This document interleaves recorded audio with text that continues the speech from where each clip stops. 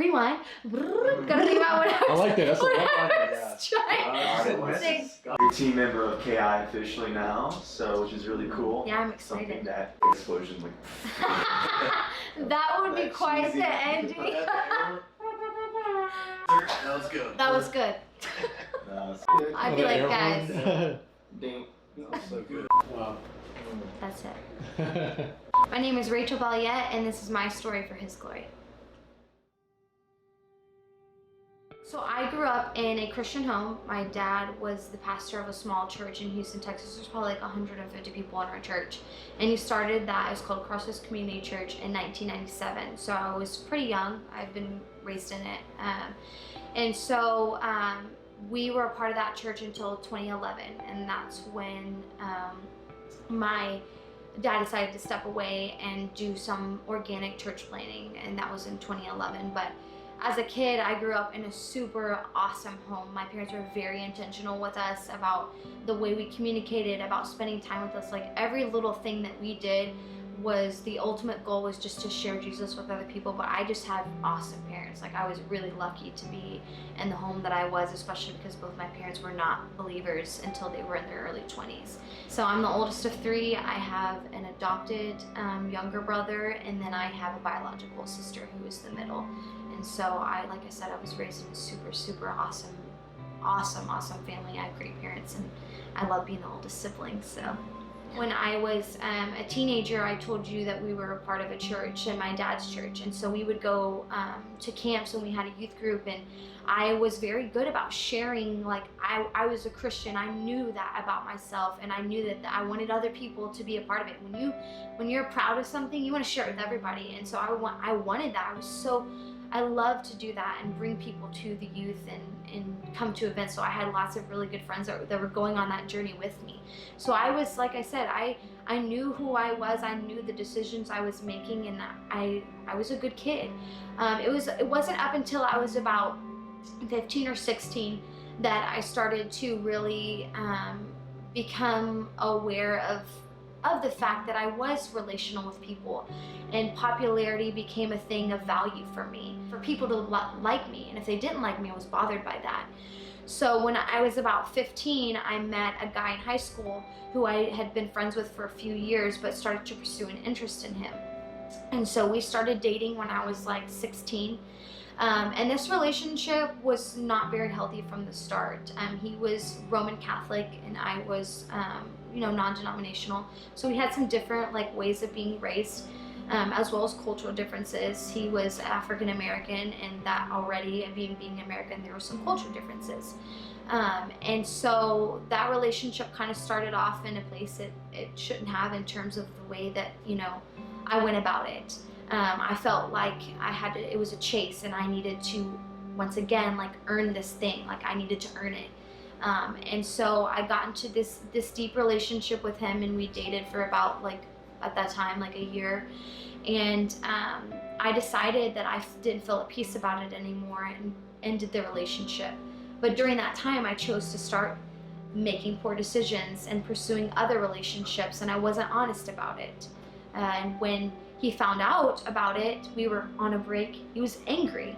And of course, because I was well known in high school, everyone started finding out about these relationships that I was pursuing physically with other people, while I was on this break with him. And I was embarrassed that people, find out when you get caught in a lie and you're not being honest, and you do that, you're embarrassed. I was so embarrassed. And everyone knew about it, obviously. And so people began talking poorly about me, calling me a slut, calling me all these horrible things. I lost friends. I lost lots of relationships. I began fighting with my parents all the time because I was so broken, and everyone was talking poorly of me, and I was being bullied, and it was awful. That I began losing a lot of weight and becoming depressed, and not really doing much, because I had put so much into that relationship. He was the one person that I cared the most about, and then I wronged him, and he was angry and told everybody about it, and it just destroyed me. And so for a long time, I went through a lot of, I felt horrible about what I'd done, and he reminded me constantly of what I did to him. and told other people, and also just told me I wasn't worthy of a relationship with him or with anyone, that I would never find anyone like him, that I was basically lesser than, that I wasn't worth much. And I believed it. I totally believed it. I believed I wasn't worthy of relationships, so my friendships started to falter. Friends I was friends with for decades and years, they slowly started to falter because I didn't feel worthy of any relationship at all. And he extended grace to me and mercy in my eyes and decided to pursue the relationship with me again. And unfortunately, who I was so much invested in him because I felt so bad that I felt like I needed to re-earn his love, and I needed to put forth action to regain that trust. I didn't know him anything, but at the time I felt like I owed him everything. And so I tried to fix that relationship, and the way I chose to fix it was to have sex with him and lose my virginity to him. That was my way of like earning my place back in his life. So I was back in this relationship with him, not necessarily because he felt like I deserved it, but because I had done something for him that I had never given to anyone else. So not only was my who I was in him, my identity in him, but also I had given him something that he didn't even deserve, that wasn't for him. And so that wrecked me because I felt full of guilt and shame, not just for what I had done to him by hurting him, because I had never let it go. I was depressed. I was in an unhealthy physical state because I was so thin.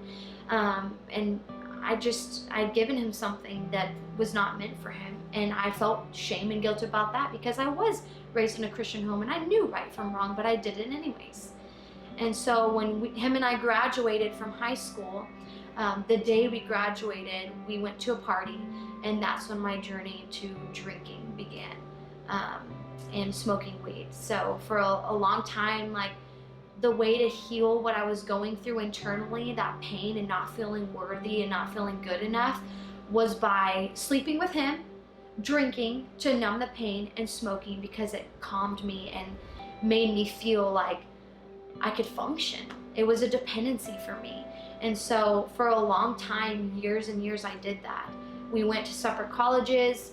He wanted to pursue other people, but still be in this sort of relationship with me, like together but not together. And that, if you're a loyal person, like if your personality is loyal, that messes you up. So I'm here being very loyal to someone while they're, doing things with other people.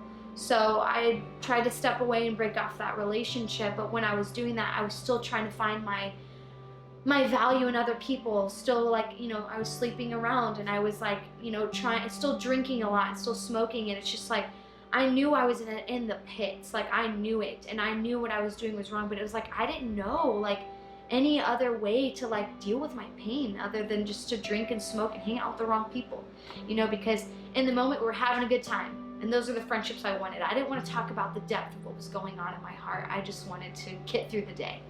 After this had happened, 2012, I guess, I became a part of a group called The Attic. I had this woman named Peggy Murky who kept calling me and emailing me and posting on my Facebook like, hey, come to the attic, come to the attic. And I'm like, I knew some people who had went that were believers, and I just, like I said, I didn't want to face my pain. So I was like, I really don't want to go. And finally I made the decision to go. At the time, like, even though I grew up in a Christian home, I was just like, I don't want to be a part of this. But I went, and that night I just broke down. I knew I was in a place, I knew what I needed to do. I needed to break off this relationship. I needed change in my life, but I didn't know what that looked like. And so I just kept going because I did feel like it was something I needed to do. I felt the Lord calling me back. I didn't know it at the time, but I kept going back. And finally, I just started really opening my eyes to how much guilt and shame and lack of worth I felt in myself. And I started talking to women within the group about what was going on in my heart and the battles I was facing. And they began to just talk with me about soul ties and about, like, and about my worth in Jesus and who I was, and that no matter what I could do, that Jesus is my Father, and that there was nothing I could ever do to make me less than, and so, which one of my power verses during that time was Romans 8:39, that nor height nor depth nor anything in the world could ever separate me from the love of Jesus Christ. And that was huge to me because even though I grew up knowing that, I didn't believe it. you can be told all kinds of things, but whether you believe it or not is a totally different story. And so I finally began to just practice about what it meant to be worthy of God's love, that no matter what I did, all the shame, all the guilt that I felt from all the things I did, it didn't matter. God didn't care about that. He just wanted me. He wanted a relationship with me. He wanted me to be invested with him and be and just follow after him and spend time with him. That's all I wanted. And so finally I started giving him time, and I started reading the word, and I started spending time in a good community of women who had been through similar situations as me, and they helped me walk out and face these wounds. Because if you've been told something over and over again, verbal abuse is just as painful as the wounds as physical abuse. They're so deep, and I felt them and I believed them. So every day I had to affirm myself and who I was in God, and I was worthy of his love, and that I was a woman of God. I was beautiful. I was loved. That someday someone was going to love me the way that God loved me. And that was hard for me to believe, but I spent every day making sure that I knew it. And that was really the biggest, I guess I hit rock bottom, and that was the moment that really changed who I am today and made me the woman that I am today. And it prepared me for my present husband and for my daughter to be the woman that I needed to be to meet David, my husband, and God allowed me to go through things in order to understand who I was. And my husband is so good about telling me not just about who he thinks I am, but about who Jesus thinks I am. And that's all I've ever needed. And that's something that God orchestrated so perfectly, that I married someone who is good at that, and he knows who he is in Jesus, and he reminds me of that every day. And that's kind of just where my life changed, was from that moment. I think that God does bless messes, and I was a mess, and I needed to rely more on the Lord because I felt so much shame and guilt and not worthy of his love, or anyone's love for that matter. And that's where presently today I have such a heart and a passion for women who have gone through the same thing, but also just for married couples, because this does run into your marriage. It's a daily battle that I deal with, where I have to not remember the thing, you remember those things that you're told, but to not allow them to control my life and to come and pour out in my marriage. That has no place here, and I don't want it to have a place in my marriage. So I have such a passion for women and for young married couples who might have experienced something like this, and them recognizing first and foremost as an individual where your worth is and who you are in Jesus, that nothing you will ever do will make him love you less. That's really where my passion and my heart is for women and young married couples, to help to make peace with their past and be able to truly not just allow God to forgive them, but for them to forgive themselves, and to know that there's no shame and guilt in this. And so that's where my heart is, and I would love to just be an advocate for these women, but also just have relationships with them and hear them out. No one's ever willing to listen. And I think that we need to listen more and speak less. Everyone has a purpose. Everyone has a gift that they need to use. And I just want to be, that's what I'm going to do. I want to be able to build these relationships and help these women go out and reach more people, to pay it forward, to know that no matter what you do, God's never going to love you less. And that it's a daily walk, that every morning you have to take up your cross and you have to say, I am worthy, I am loved, I am God's child, and he wants nothing but good for me. And I want to receive that. And I think that everyone has the capability of overcoming this. And surround yourself by other people who will go on the journey with you and who will be there when you need someone to call. You have to have people. God did not create us to walk through this alone. He created Eve to walk with Adam, and we need to have people that we surround ourselves with and that are able to encourage us in the journey. So be in community and know that no matter what you do, God's never going to